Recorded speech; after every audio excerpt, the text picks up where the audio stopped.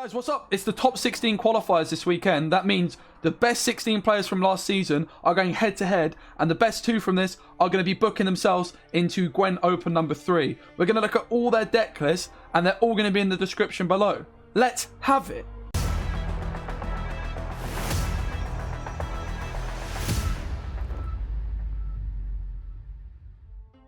Start with... Well, let's just go from the top so I don't lose track. Start with Wangid. We'll look at Payable's lists next as well because they're playing against each other. Be very interesting to see Wangid's Flurry deck, right, compared to what we were just playing. Okay, so first of all, there's a Pincer maneuver deck. Yeah, this is absolutely a deck I'm expecting to see almost everybody bring. Yeah, we're going to be watching Sam. It's an unofficial cast, but Payable's going to be sharing his screen. We're going to be watching his perspective. So this is Wangid's decks. Pincer maneuver, Devotion with Gerhardt. Nova Raxus, which is really interesting, actually. I honestly don't hate Nova Raxus. Raxus is kind of a bit dodgy in this deck, but why? For what reason? What benefit are we not playing Varaxus? Well, instead of a Varaxus, we're playing a Pride, a John, and a Reinforcements, and a Margarita and a Sheila. Kind of interesting. Sheila's a very good card for 6 provisions. Also, Reinforcements, Oil are great cards in this deck. I do like the build to some degree. Nova Raxus is a very, very interesting decision, though. No Defender you'll know either. Defender is a card I would personally be playing in this deck. I built this deck myself a couple days ago on stream in like one quick go. And Gravesh was like, yo, Spez, this fall test, not a big fan. He's come round to the ways of the fall test though. But yeah, I would be playing a Defender and I would definitely be playing Varaxus. But I'm interested to see how these mid-rangey cards do. Should be interesting. Alright, so Wangid's... Yeah, this is the first deck. Cool. Alright, up next. Yeah, I can change it here, but it's kind of long to do it for every deck. Up next, we've got Masquerade Ball. Obviously, no surprise to see the Blight Makers, the Mage Assassins. Still going for the Barathans with an Informant and Emissary. Just one Nausicaa Sergeant is quite interesting. This card is very bloody good. Actually going for the Enforcers and a 5 provision lock. Some really interesting choices in the bronze cards here. I know that the TLG guys are playing a Bribery instead. But very interested to see how the Enforcers lay out. He's also playing Imprisonment. Imprisonment working with Coup de Grace particularly well. And also the Dead Man's Tongue is going to be in almost all of these decks. Going for a Ramon as well. This Ramon looks quite risky with the Enforcers. I guess you've got the 5p lock and a single Sergeant. I don't love this build. However, the Enforcers are going to be very good in certain matchups against Solitaire decks in particular. So very interesting to see that one. Up next, we've got Aligned Pockets, and this looks like a very heavily tech deck. Very, very weirdly polarized in this. Look at the amount of mid-rangey cards. We do have a lot of 4s still. We're sort of avoiding a lot of the 5s, 6s, but we've got a lot of 7s here. And a Morelsi, including a Passiflora. So a lot of cards that you might typically see in these Syndicate decks, not making it in Wangid's Jackpot deck. A big card, for example, Caesar, that you see in these decks. No Professor, you might notice, who of course was nerfed by Provision. Big benefit of Jackpot over Line Pockets is Philippa. Going for the Morelsi means he's trying to be good into monsters. The Kalkstein, again, going to be good into Kelly, good into Cloggers as well. And going for the Freak Show. Pretty interesting deck. Obviously, the Passiflora, just making a lot more sense now with the fact that the Peaches got buffed to 4 provisions. Beggar, already a really nice card as well, particularly in Jackpot where you can't over-profit. Definitely just makes sense to end up with Passiflora. Same thing happened with with the Jackpot deck I was playing, which was a Salamander deck. Was more of a meme, a bit of fun, but yeah, interesting. And up next, we have just played a deck quite similar. No Portal Fish Flappers for Wangid, instead going for the discard package. No Maddock either, which I think, honestly, I don't hate. This is the kind of the list I started off with, except I'm definitely playing Portal Fish Flappers, not the discard package. Discard package is great. One benefit of this is you get to play Hunters, but at the same time, there's a lot of cards that are going to be removing these Hunters, and they're only going to be playing for 5 points. So very interesting to see this build. Going for the Stunning Blow, no Gutting Slashes, which is quite surprising to me. Going for the Junod, going for the Avalak, the Heat Wave. No Axie either in Wangid's list. I prefer my deck, I must say, guys. I prefer my deck, but of course I do, I'm biased. Going for the discard package over Portal Fish Flappers, I think is just a bit of a mistake. But what do I know? Up next, we're going to look at Payable because they're going head to head. This is a very interesting build, though. It's the other approach, right? You either go Portal Fish Flappers or you go Scar Package. Personally, I think this deck just makes more sense to go Portal Fish Flappers. Payable, also with a Reckless Flurry deck. Let's look at it. I've actually not seen this. Also going for the Discard Package. 1 Greatsword, 1 Megascope. This looks like a quite weird build to me. Again, if we just look at the top cards and compare it to Wangid, the top end 10 provision cards, we've got the Heatwave, the Avalak. We're seeing an Axie still getting the Junod here. What is the difference? We've got an Axie here for Paya. Oh, Axie in both. So Axie seeming like a popular inclusion. Going to be a nice Purifier card. Again, none of these guys are playing Magic, so they don't have access to those Moondust Purifiers. Could be, definitely makes sense to play the Axie in that sense. Maybe if they were playing Magic, wouldn't be. A little bit surprised to just see the 1 Greatsword for Paya here, but has decided to go for a Doragray. Also, a little bit surprised to see this Raider. Paya has gone for the double Gutting Slash, which is something that Wangid hasn't got. And Wangid has that double Megascope. Again, quite surprised to just see a single Megascope from Paya. Double Scaled for Wangid, 1 for Paya. I have to say, I prefer Wangid's build. It's basically the same. Paya's got this single lock. Yeah, I don't love it. Like, Doragray over Jengi with this leader is a little bit of a weird one. I do understand why Doragray, you don't want to invest the leader charges to lock stuff, but yeah, it's interesting. Both players bringing Flurry isn't something I was expecting. When I last spoke to Paya, which was admittedly a couple days ago, they were kind of thinking about monsters, I think.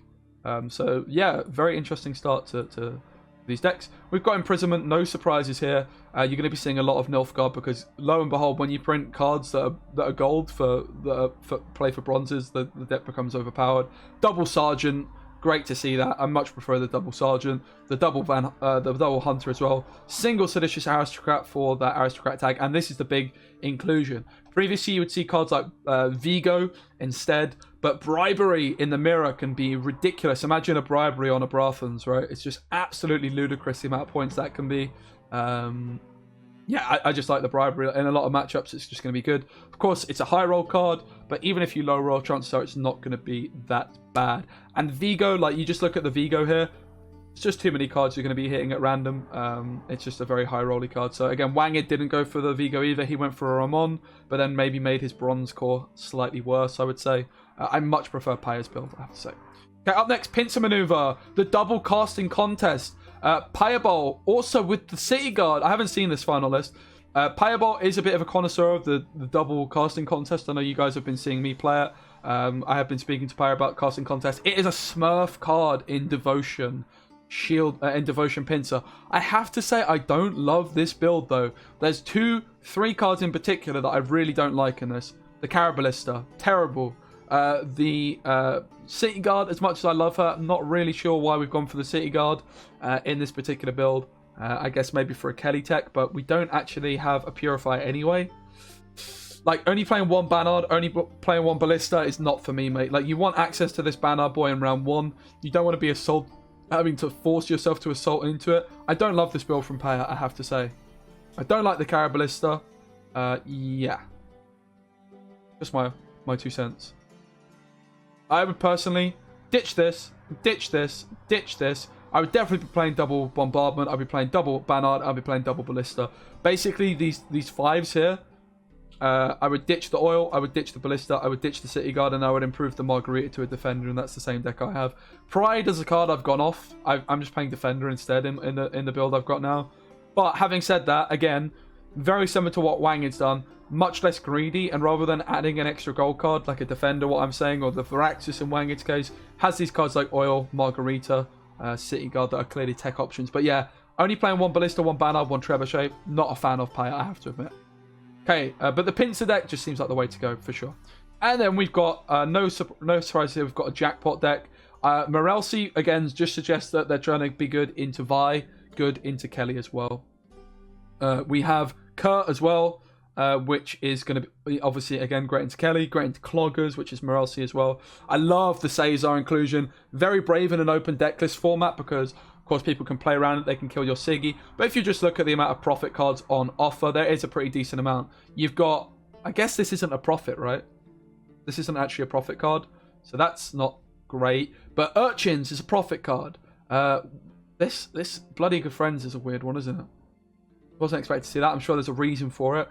Adriano as well, squeezing his way into it with the fact that it's a Passiflora deck. Again, you've got the Urchin in this case for paying, no beggars, and the double peaches. Going for the Urchin instead as a cheap spender. Remember, with this leader ability, the Urchin is going to be not able to over profit. So it's only 1 point worse than a bond, 2 points worse than a bonded beggar, but with the ability to spend. And yeah, you've got that Caesar synergy. Okay. They were the first 2 decks. Let's look at the next matchup, I guess. Let's just do it matchup by matchup. I'm quite interested in looking at Tailbot's decks. Let's be honest, guys. The man, the myth, the legend, who has a undercover name because he was playing on ladder last season with this name, but didn't want to be spotted by other pro players net decking his ideas. Okay, up first, Imprisonment. No surprises there. Comparing it to Tailbot and Wangid's list, it's kind of a mix between the two, where we have got the double Alba. No hunters, and we've got the double aristocrat seditious variety. I prefer Pyre's list still. Like I just think it's not worth playing these Albert Armor cavalries over the aristocrat tag ones. Okay, they're 2 points more, sure, and armor, but there's armor on the 4P ones. I don't love this. The double seditious aristocrat. Okay, this card is decent, but realistically, it's just better to have 4 provision aristocrats in my opinion. Only playing 1 sergeant just seems completely wrong to me. This card's great, so I don't like this build. Sorry, Tailbot. Okay, up next, Koshi.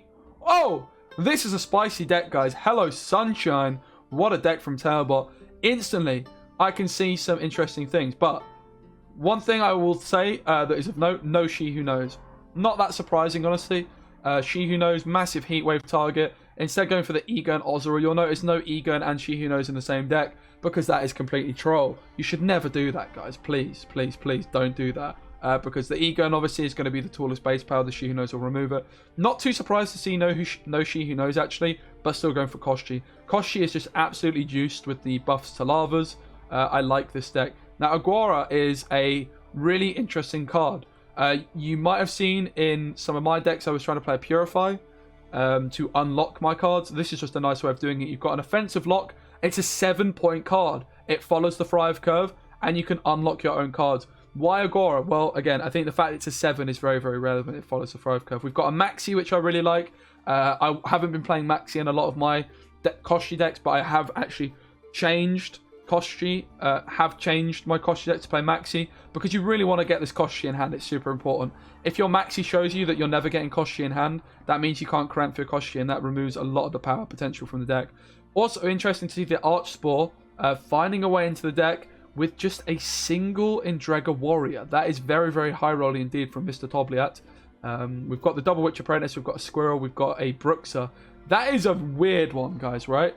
But I forget, Brewis is a flipping consume. And again, this Archspore is thinning the deck and increasing the odds on drawing the cards you need. The cards being the flipping Koshi, the Caranthia. So that's really bloody interesting. I love this inclusion of the Archspore. I must say, a little bit surprised to see the Necromancy though. That is a weird one. So the Necromancy, you can play it on a Lava, I suppose. That's pretty good. You can also play it on Gankian, and also you can play it on a bloody... Yeah, the Necromancy is good because this card's broken. Very interesting. Very interesting. I like it a lot. This is a very nice deck. Guys, I know you're going to net deck this. If you would like to see me play this on the YouTube channel, let me know. I'll do it. Up next, we've got Pincer. No surprises here. Tobliat also going against the grain, deciding not to play the Varaxus, which is a little bit surprising. He does include the Bloody Baron, and he is going for Foltest Pride and Trollolol. In 2021, it's finally here. We've got the reinforcements for extra reinforced ballistas. One thing I love about Tailbot's deck, certainly compared to the one we just looked at from Pyrebol, is he has the double Bannard Student, the double Ballista, and the double Bombardment. I think these are just great cards. And really interesting as well, the double Winch from Tailbot. I love this from Tailbot. The double Winch. What are you going to be using Winch on, you might ask? Well, say hello to Shani. Say hello to Foltest Pride. If you're not sure what Winch is doing, I'll just make sure I do get it right by hopping over here. Winch is going to be resetting the cooldown. Not resetting, it's removing the cooldown by 3, or improving it by 3, reducing, boosting by 5. So this is a fantastic card on Shani.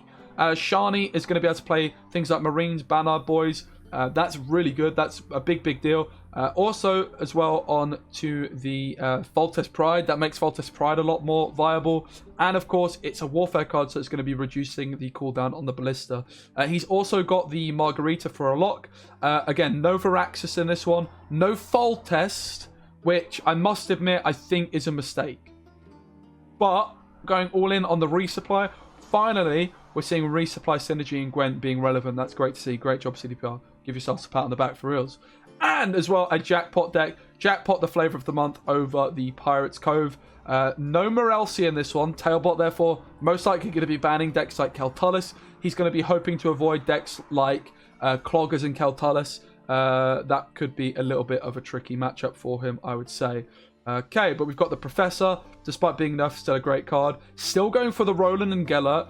Now, a big benefit that Jackpot had, the Pirates Cove has over Jackpot is your ability to play these Jackals out on the board for extra bodies for Geller. So that's going to be something to pay attention to if we get to see any of the Tailbots games throughout the weekend, if he does make it through to tomorrow.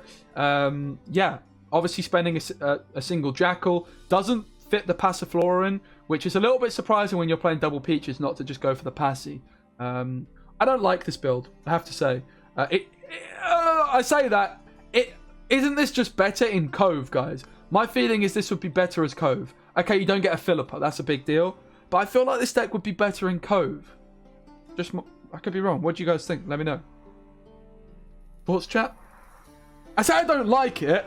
It's interesting. It's not what I would personally have built. I suppose is a better way of phrasing it. This is Tailbot we're talking about, guys. This guy knows how to build good flipping decks, right?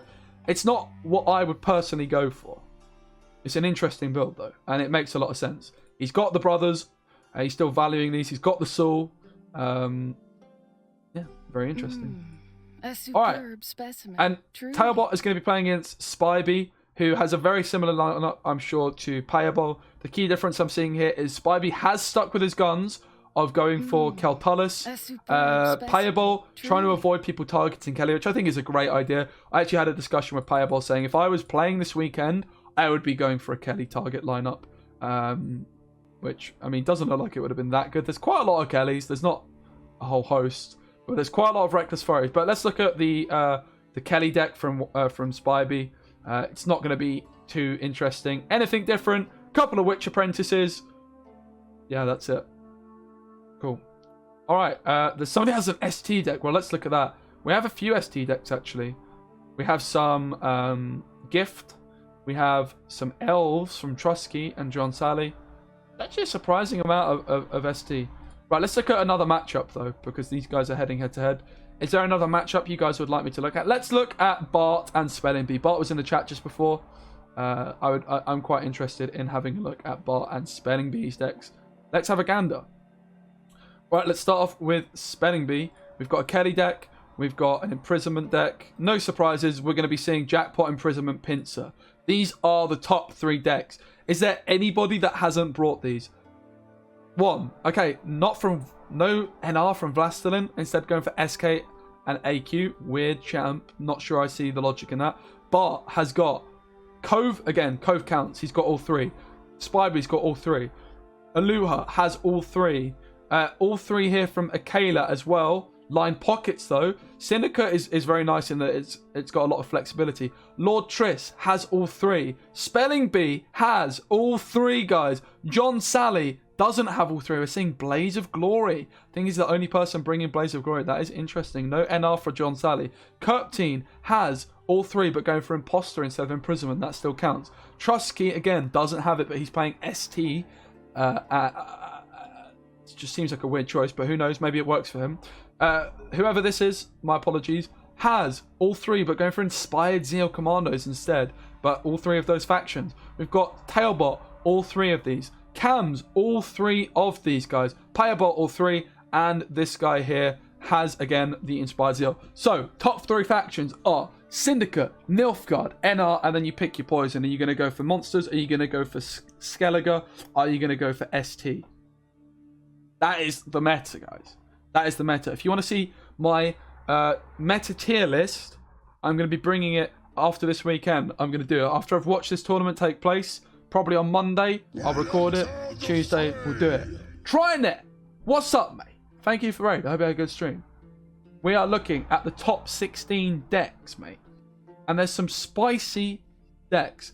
The key conclusion we've drawn is the top 3 decks are Pincer, Northern Realms. We're seeing a bit of Inspired Zeal. Jackpot, Syndicate. We're seeing a bit of Cove, and we're seeing a bit of Line Pockets. And Imprisonment. We're seeing 1 Imposter deck. But almost every player has Northern Realms, Jackpot, Northern Realms, NG, Syndicate. They're the top 3 factions. Bang. Tailbot, also, if you guys want to see the bracket, it's ! bracket. Tailbot, we've discovered, I've only just found this out, has been undercover last month with a different name, Vitalik. Vitalik 78. Because apparently he wanted to play on ladder still, but be undercover. Okay, whose decks we were looking at next? We said we wanted to look at... Oh yeah, this is Spelling Bee's decks, who's up against Bart.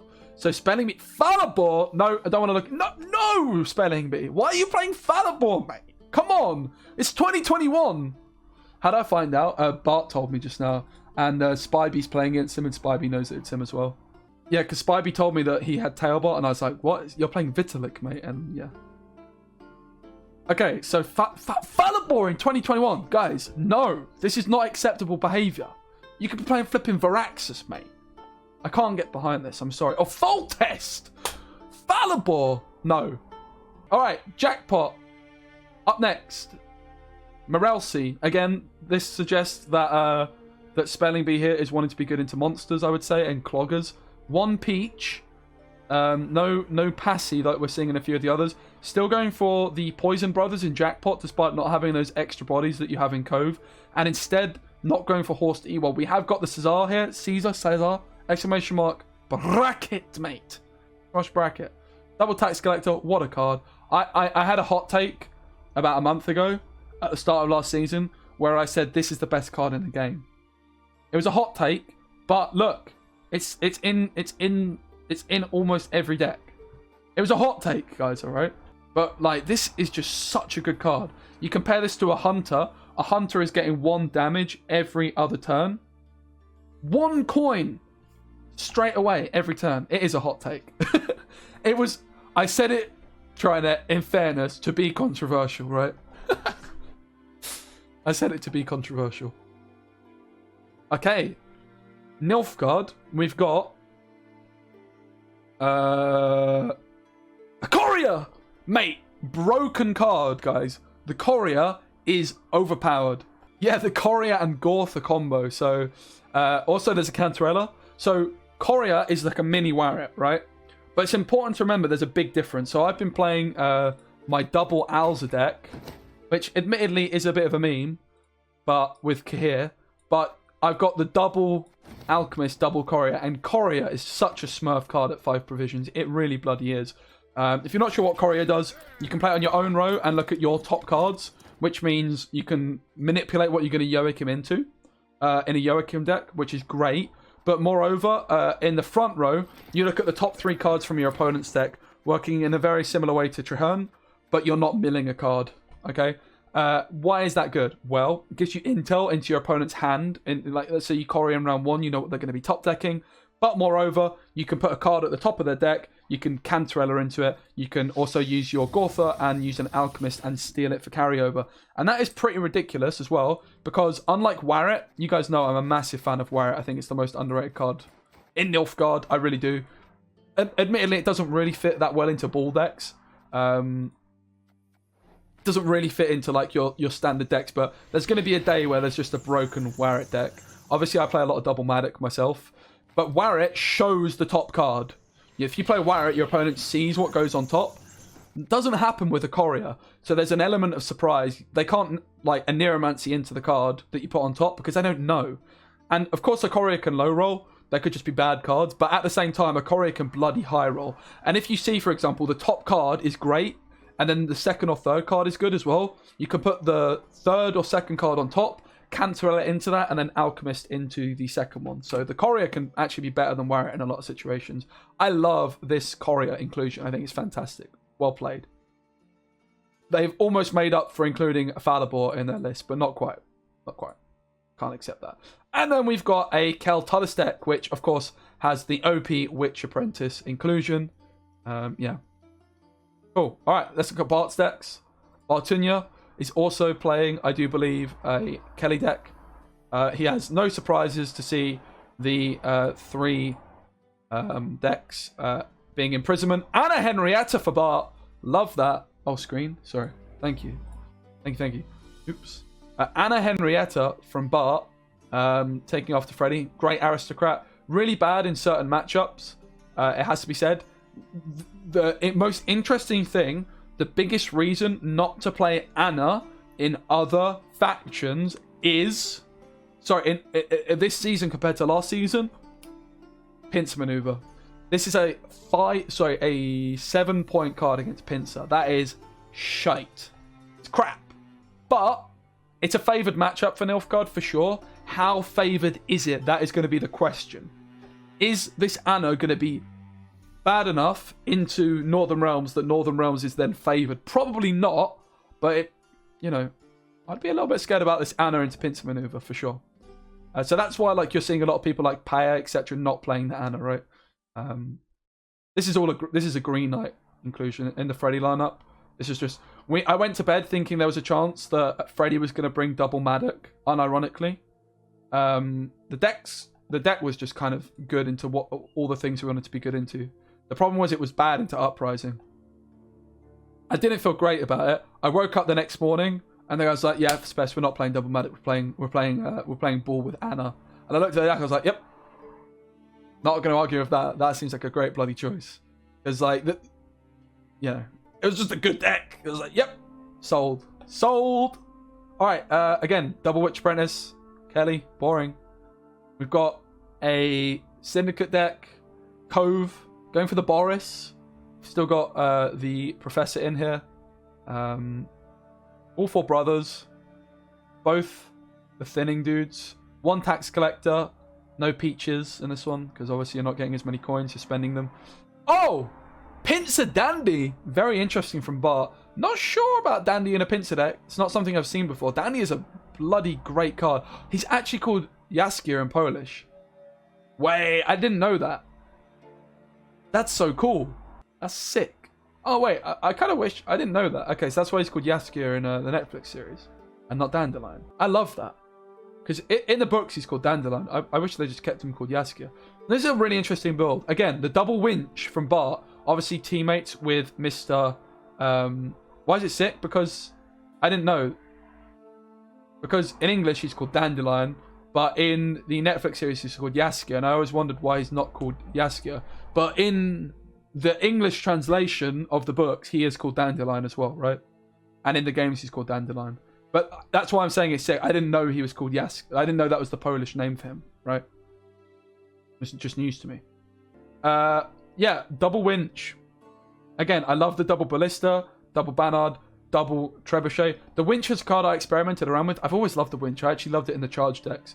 But if you're playing Foltest Pride, it makes a lot of sense. And also, the Dandelion is a cooldown. Nice. I think it's just a name. Yeah, I think it's just a name. But yeah, your main target's going to be Shiny. Again, no Foltest, no Varaxus. Not a fan of. But Baron, if you're trying to be good into certain decks, it's gonna make a lot of sense here. Okay, Big Cuckoo Rosina is going up against Akela. Let's look at Akela's Koshi deck. Does have a She Who Knows. All right. Tailbot's Koshi deck doesn't have a She Who Knows. But we do have one for... Is this Aluha? Or was it Akela? It's Akela. Now, I have to say, guys, I don't like the decision not to play the Unicorn. I don't like it. I don't like it, guys. The Unicorn is a great bloody card. So instead of playing a Unicorn, we're playing an AD... No, I don't like it. I don't like it, mate. But what do I know? I'm just one silly man. But compare the decision to play ADC, to tutor your She Who Knows, to a flipping Unicorn, mate. A Unicorn is 4 more points and it mills your opponent's cards. Okay, it's not 4 points because, but it mills your opponent's cards, guys. Don't like the decision to play She Who Knows. Yeah, Tailbots. I'll show you Tailbots. Tailbot has Got a very interesting Koshi deck. With no She Who Knows. I have no idea who Gwent Test 300 is. I really like this build from Tailbot. Agora! Thrive Curve. Unlock. Double lock. He's got the Dora Grey. Bit of control. He's got the Heat Wave. Obviously Dora Grey as well. It's a nice control tool. I know that Wangid played like a similar list to this with the Heat Wave of Dora Grey and did quite well. The Maxi as well. But yeah, Agora over Caretaker. It's a weird one, right? It kind of makes sense to me, right? How often are you going to need more than one Purify? Probably not very often. And yeah, having the lock is good. I really like it, I have to say. Especially, yeah, in a tournament as well, it does make sense, right? You know if your opponent's got a lock or not. I really like the inclusion. And Thrive Curve. 7 is a pretty rare card, actually. Like, all the Crones are 6. And you don't even get, like, the deploy Thrive on this card anymore. It's actually a really super interesting idea. The Necromancy, however, is a weird one, right? But I guess you're just saying that Lavas and the Witch Apprentice are just that good. And also, it's a 9 on this. He's also playing the Archspores and stuff. Yeah, he's still playing Coranthia. Definitely played the Coranthia, right? I think you meant Caretaker there. I get what you mean. Oh, it's 13 on Gank. Holy shit, Necromancy's popping off, mate! Yeah, that's a really good point, because your Gankion's going to strengthen again. Yeah, alright. Necromancy. Necromancy's making a comeback. It's great to see. Alright, any other spicy decks you guys have noticed? Please let me know. I'm pretty intrigued to see the Squirtle decks. Oh! Oh! Oh! What is this deck? Holy sh... What is this deck? Wait. I just have to check this isn't a glitch.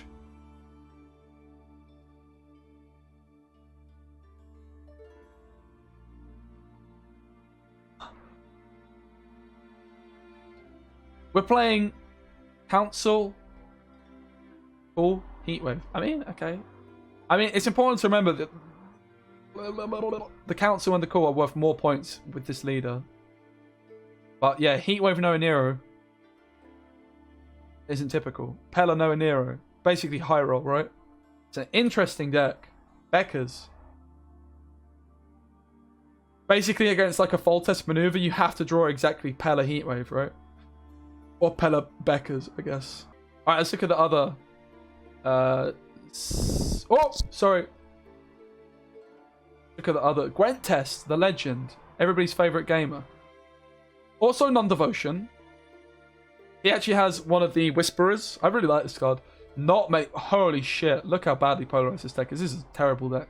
This is the worst deck I've ever seen. Where are the 4s, mate? Like, you want to play these 4s as well, right? Like, you're going to play these 4s. This guy's going to end up with so many provisions left in the deck. This is very poor deck building. Gwent Test. I have to say. Yeah,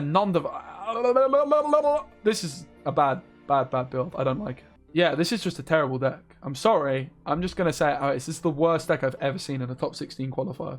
I'm sorry, Gwent Test. I don't know who you are, but the deck is terrible. Alright, I'm sorry. I'm quite interested by the Inspired Zeal deck, so. Megascope in NR. Hello. Megascope Commandos. Alright. I see it. I can see it. I can see it. Megascope Commandos. Got a Neuromancy. I like the Neuromancy. This is a very interesting deck. We've got the Pella. I like this build, actually. I'm not sure on double Megascope. I guess it is for more Commandos. It does make sense, though. It's 4 tempo. This is 8. You get me? It's a bit of a weird one. Were they the most banned? No. So the way it works, these are all the decks people bring, and they ban one deck from them. So the general consensus from the pro players I've been speaking to, admittedly mainly from TLG, is that the top 3 factions are Syndicate, Nilfgaard, Northern Realms, and then you just pick one other faction, whether it's most likely SK or Monsters. ST is probably the weakest.